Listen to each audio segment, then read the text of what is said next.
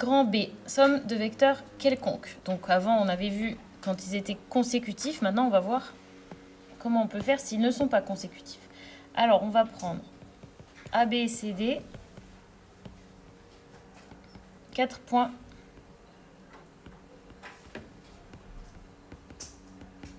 distincts du plan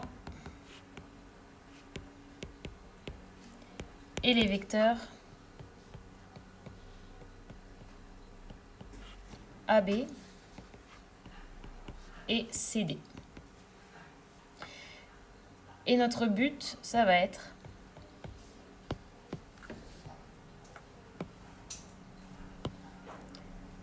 construire la somme de ces deux vecteurs.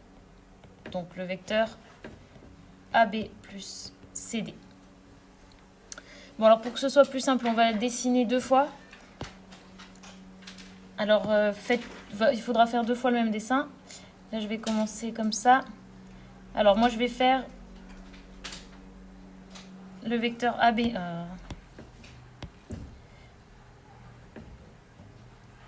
Je prends 2 carreaux vers la gauche et 3 carreaux vers le bas. Vous pouvez faire comme moi si ça vous amuse. Ça, c'est mon vecteur AB. Et un peu plus loin à côté, je vais prendre le vecteur CD. Et je vais prendre un carreau vers la droite et un carreau vers le bas.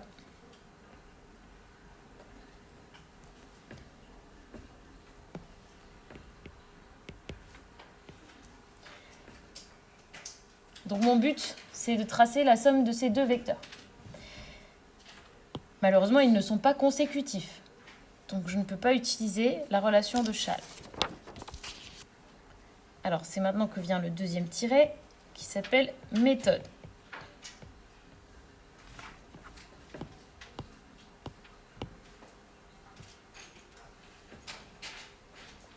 Alors ma méthode, je vais vous montrer sur l'iPad, ce sera facile à comprendre comme ça.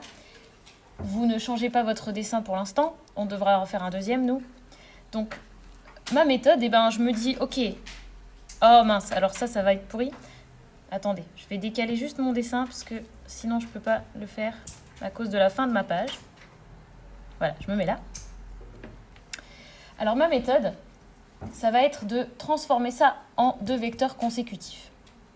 Puisque des vecteurs consécutifs, c'est facile. Après, on fait Schall et on prend le raccourci. Eh bien, je vais déplacer un des 2 vecteurs, celui qu'on a envie. Je vais prendre le vecteur CD. Et je vais le déplacer. Vous voyez que là, mon vecteur, il se déplace, mais il reste toujours le même. C'est-à-dire, même direction, même sens, même longueur. Il ne change pas. Et je vais le mettre où j'ai envie. De façon intelligente, je vais le mettre ici. Et comme ça, j'ai 2 vecteurs consécutifs. Et du coup, mon raccourci, mon nouveau vecteur que je cherche, c'est lui. Alors regardez-le, ne le faites pas pour l'instant. Il a quoi comme caractéristique? Il va vers le bas de 5 carreaux. Ok? Alors maintenant, je vais essayer autre chose. Je vais essayer plutôt de déplacer celui-là pour avoir 2 vecteurs consécutifs. Vecteur AB plus vecteur CD.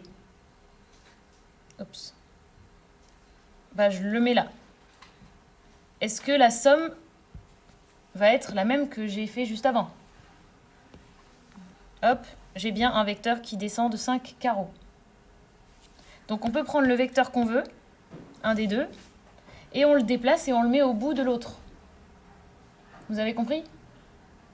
Un vecteur, je peux le déplacer.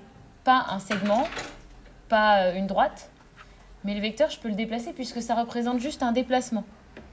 Je me déplace de la même façon que de C vers D. Pigé? Alors, on va faire le deuxième dessin maintenant pour comprendre ça, parce que vous n'avez pas l'animation sur votre feuille, malheureusement. Alors, méthode, je vais écrire ça en français. Alors, quand on déplace un vecteur, on appelle ça choisir un représentant.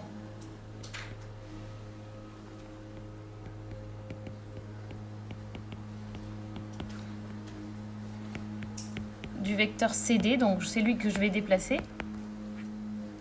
Et je vais le mettre de sorte que son origine, ce soit le point B.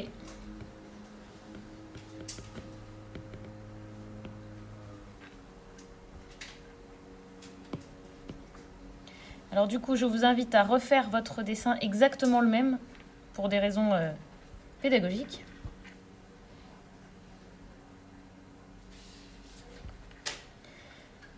Et donc, je vais changer d'origine pour le vecteur CD.